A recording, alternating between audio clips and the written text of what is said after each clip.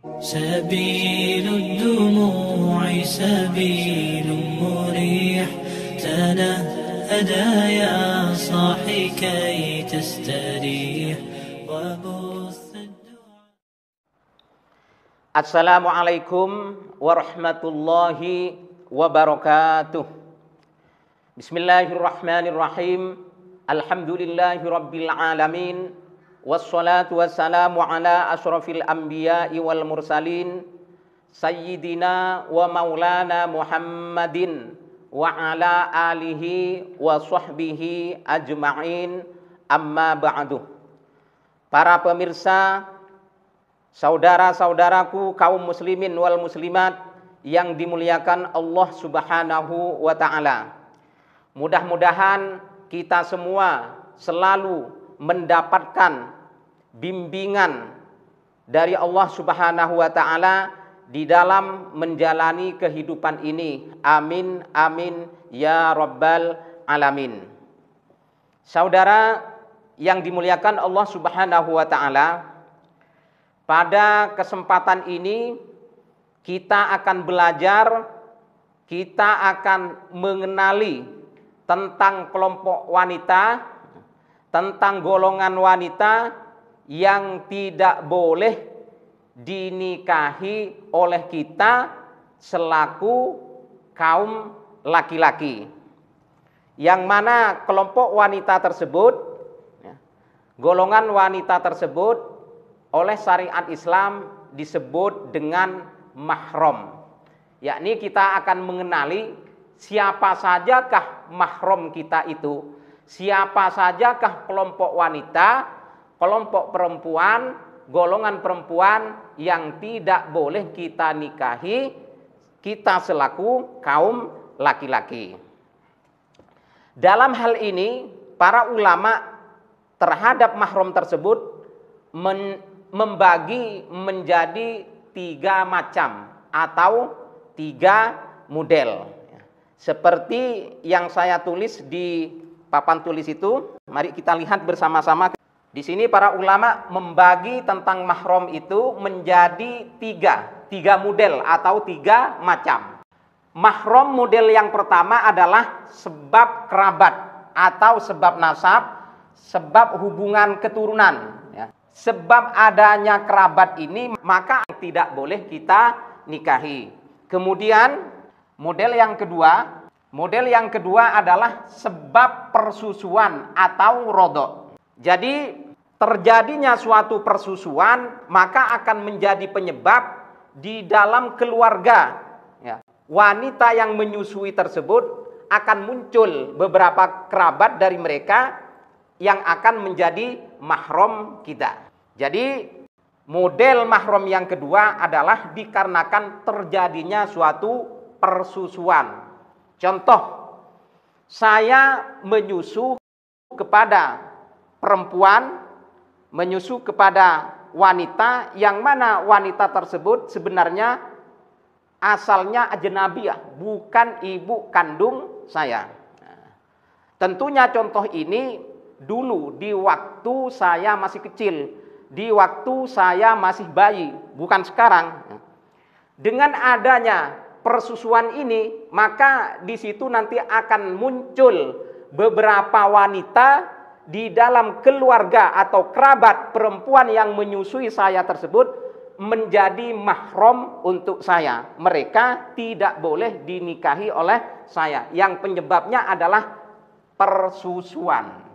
Kemudian mahram model yang ketiga adalah sebab terjadinya pernikahan atau perbesanan. Dengan adanya suatu pernikahan, dengan adanya suatu perbesanan, maka di situ nanti akan muncul beberapa kelompok wanita, kelompok perempuan yang akan menjadi mahram saya, sehingga saya tidak diperkenankan oleh syariat Islam, tidak diperbolehkan, yakni diharamkan untuk menikahi mereka.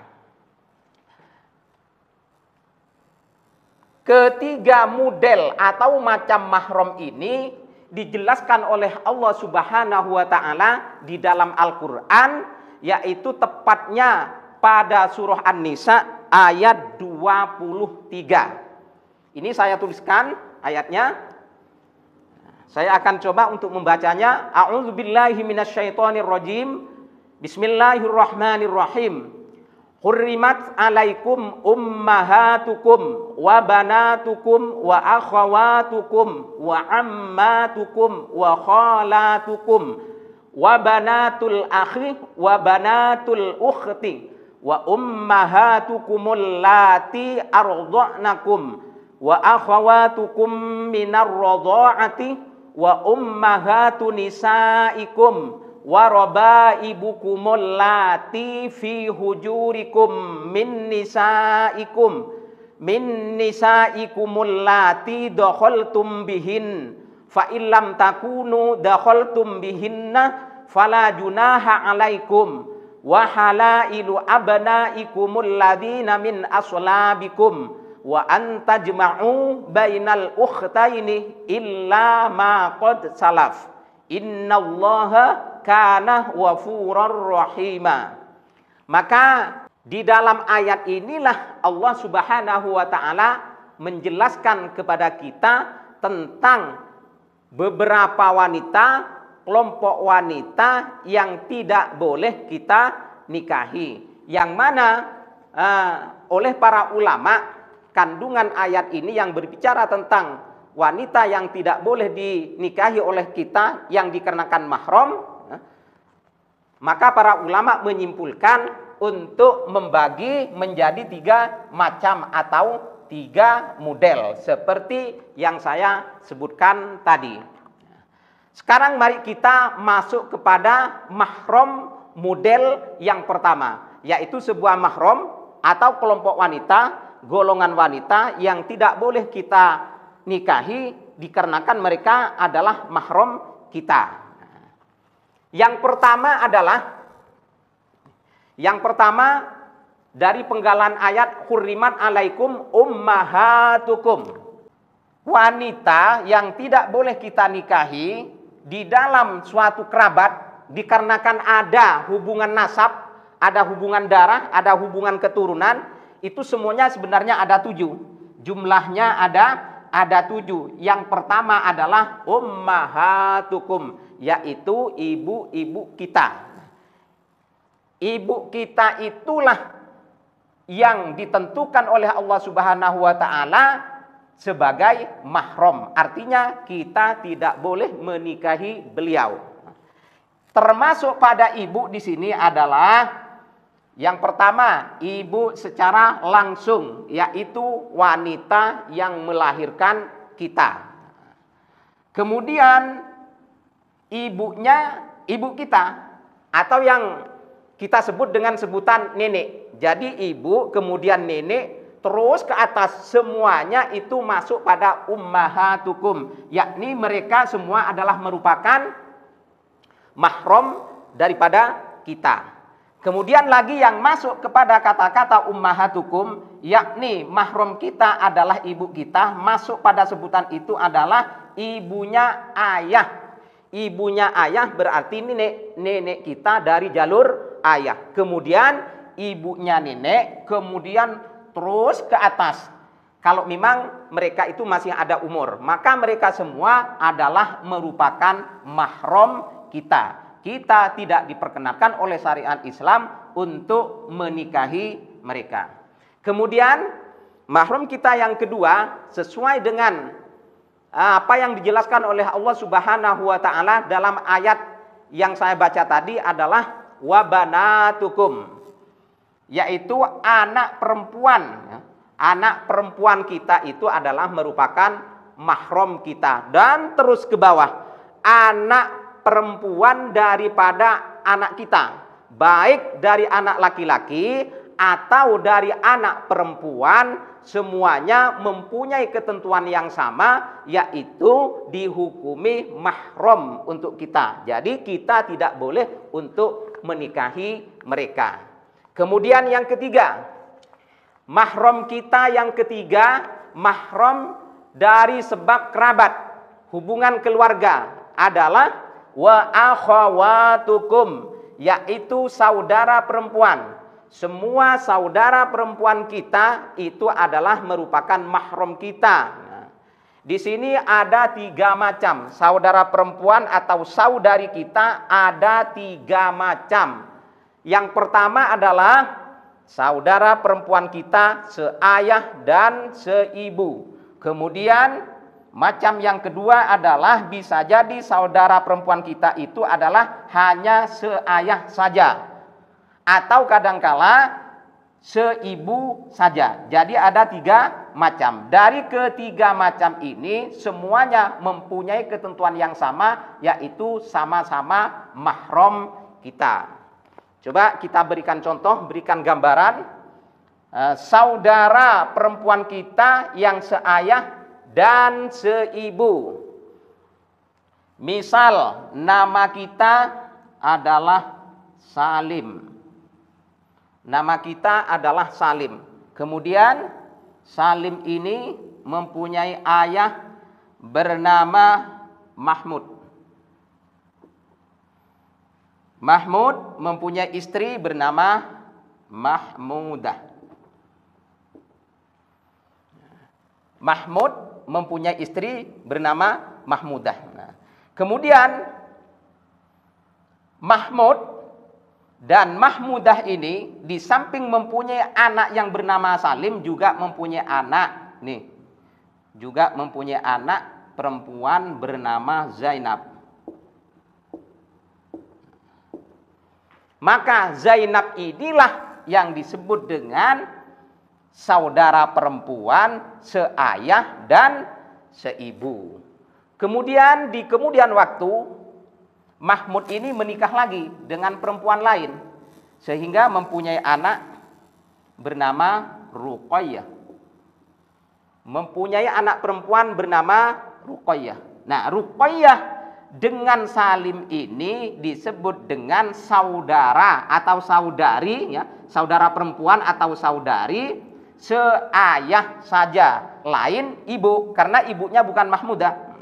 Jadi hubungan Salim dengan Ruqayyah adalah saudara seayah. Di kemudian hari, ya, Mahmudah ini berpisah dengan Mahmud. Mahmud sudah tidak menjadi suaminya lagi, akan tetapi menjadi mantan suami. Kemudian Mahmudah dengan singkat cerita menikah lagi dengan laki-laki bernama Umar. Bernama Umar, kemudian mempunyai anak. Dengan pernikahannya mempunyai anak bernama Fatimah. Bernama Fatimah. Maka Fatimah ini hubungan nasabnya dengan Salim adalah saudari atau saudara perempuan, ya, seibu, lain ayah. Hubungannya dengan mahram ini mendapat ketentuan yang sama dari syariat Islam. Salim dan Zainab selaku saudara seayah dan seibu ini disebut dengan mahram. Salim tidak boleh menikahi Zainab. Nah, hubungan Salim dengan Ruqayyah disebut dengan saudara seayah, lain ibu. Ketentuan syariat Islam sama dengan Zainab, yakni Ruqayyah merupakan mahram daripada Salim. Kemudian hubungan Salim dengan Fatimah adalah saudari, bahwa Fatimah ini saudara perempuannya, saudarinya Salim, ya, seibu, lain ayah. Ketentuan mahram di dalam syariat Islam untuk Salim, baik untuk saudara seayah dan seibunya, yaitu Zainab dalam contoh ini, atau untuk saudarinya seayah saja, yaitu Ruqayyah dalam contoh ini, atau terhadap saudarinya yaitu Fatimah yang lain ayah, seibu saja, maka semuanya mendapatkan ketentuan yang sama, yaitu mereka semua mahram. Salim tidak boleh menikahi Zainab, tidak boleh menikahi Ruqayyah, dan juga tidak boleh menikahi Fatimah. Nah, kalau ditanya apa sebabnya? Sebabnya mereka semuanya adalah merupakan mahram. Jadi seperti itu. Kemudian mahram kita selanjutnya yang nomor 3 adalah Maaf, nomor 4. Nomor 4, wa ammatukum, yaitu bibi atau tante kita. Bibi atau tante kita, yaitu saudara perempuan daripada ayah. Yang nomor 4, saudara perempuan daripada ayah. Kalau di bahasa Indonesia, istilah Indonesia itu disebut dengan bibi atau tante. Kemudian yang nomor 5, mahram kita, ya, yang dikarenakan ada hubungan kerabat, itu adalah bibi atau tante, yakni saudara perempuan daripada ibu. Istilah dalam bahasa Arab itu begini, ada istilah ammah, ya, ada kholah. Siapa ammah ini? Ammah ini adalah merupakan tante atau bibi daripada ayah. Jadi saudara perempuannya ayah. Kalau kholah adalah saudara perempuan daripada ibu kita. Saya ulang, ammah itu adalah saudara perempuan daripada ayah kita. Kalau kholah itu saudara perempuan daripada ibu kita. Saudara perempuan dari ayah dan saudara perempuan dari ibu, ya, itu mendapatkan ketentuan yang sama di dalam syariat Islam, yaitu mahram kita. Kita tidak boleh menikahi mereka. Jadi seperti itu. Kemudian yang nomor 6. Yang nomor 6, ini saya buatkan contoh juga ini. Saya buatkan contoh biar lebih jelas lagi tentang ammah dan kholah, yaitu bibi atau tante, yakni saudara perempuan daripada ayah. Kita punya ayah bernama Hamid. Kita punya ayah bernama Hamid. Nama kita adalah Salim. Ayah kita adalah Hamid. Hamid ini mempunyai saudara perempuan bernama Hamidah. Hamidah. Kemudian kita punya ibu bernama Ruqayyah. Punya ibu bernama Ruqayyah. Ibu kita punya saudari atau saudara perempuan bernama Hindun. Kalau di istilah kita Indonesia, Hamidah dan Hindun ini adalah bibi atau tante.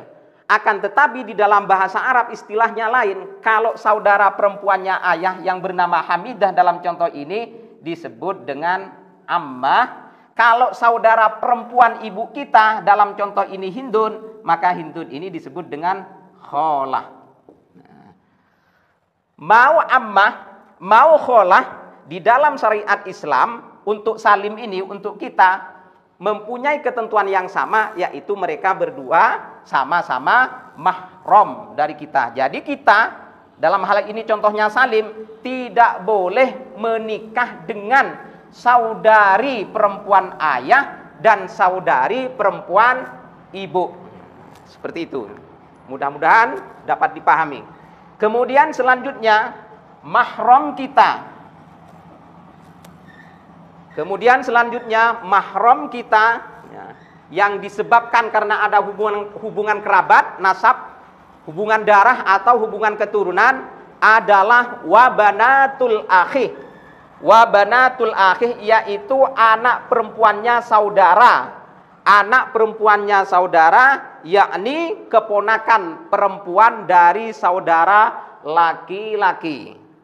Keponakan.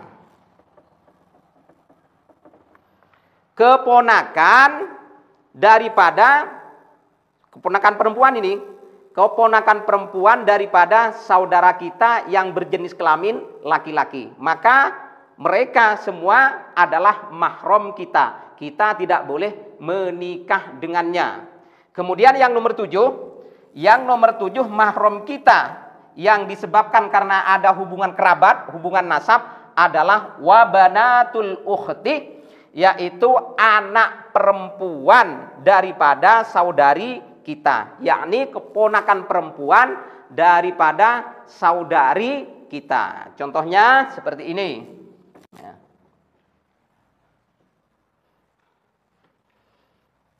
Kita tetap bernama Salim. Ya. Kita bernama Salim. Punya saudara laki-laki bernama Muhammad.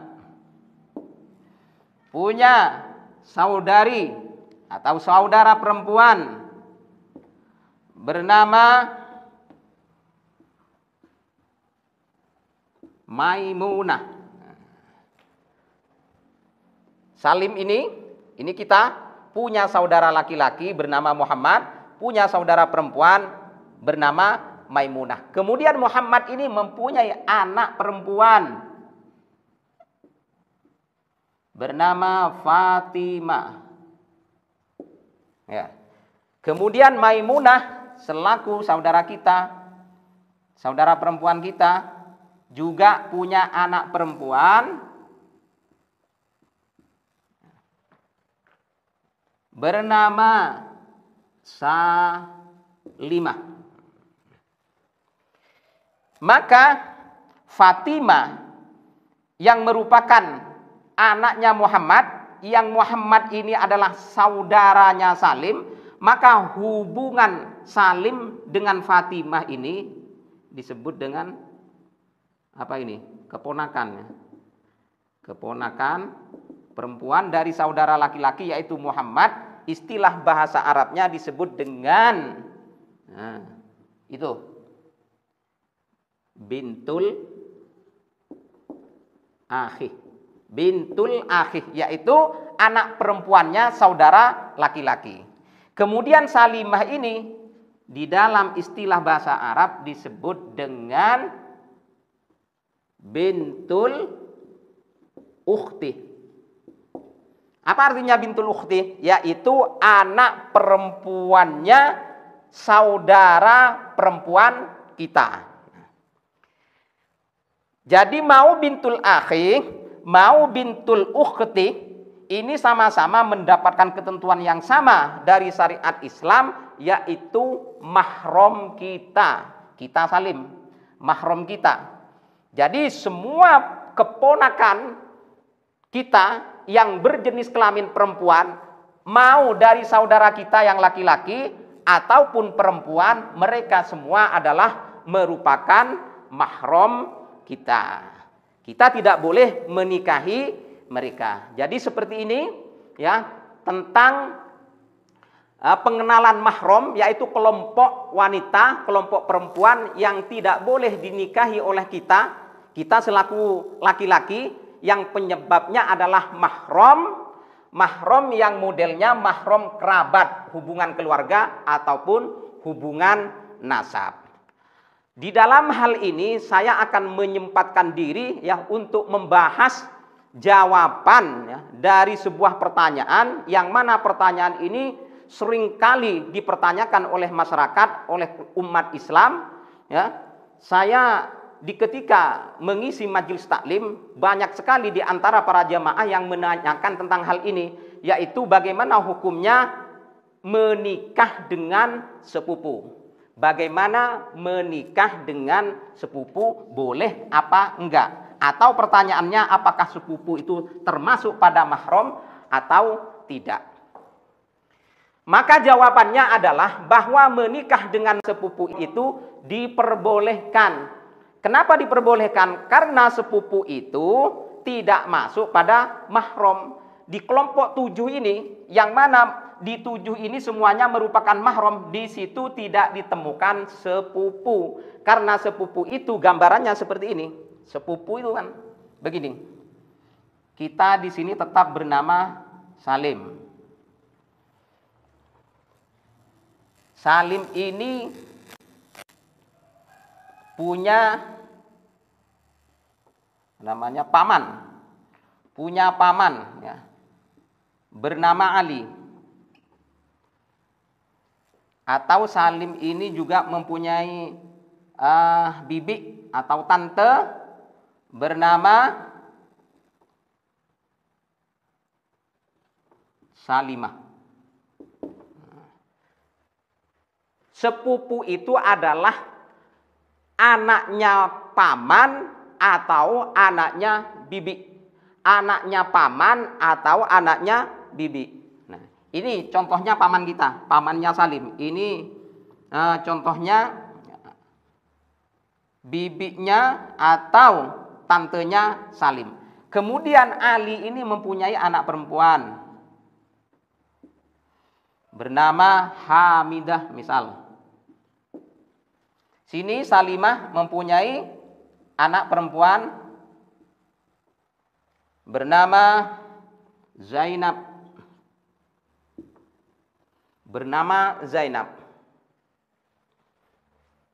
Maka yang disebut sepupu itu adalah ini, Hamidah ini. Dalam contoh ini yang disebut dengan sepupu yaitu Hamidah. Hamidah dengan Salim, hubungan keluarganya adalah merupakan sepupu, yaitu anaknya paman. Atau Zainab. Zainab ini juga sepupu, anak perempuannya bibi, anak perempuannya tante, yaitu Salimah. Nah, sekarang Salim dengan Hamidah, Salim dengan Zainab ini termasuk mahrum apa tidak?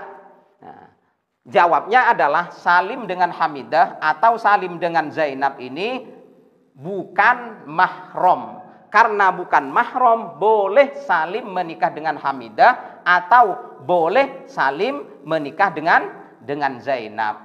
Jadi kesimpulannya, jawabannya adalah bahwa menikah dengan sepupu itu diperbolehkan. Kalau ditanya kenapa boleh, jawabannya adalah karena sepupu itu tidak termasuk pada mahram, tidak masuk kepada golongan wanita yang tidak boleh dinikahi dalam hal atau dalam sebab ada hubungan kekerabatan ataupun nasab. Mungkin itu yang bisa saya sampaikan untuk pertemuan kali ini. Mudah-mudahan bermanfaat untuk kita semua. Kita dapat berjumpa kembali insya Allah di video mendatang. Assalamualaikum warahmatullahi wabarakatuh.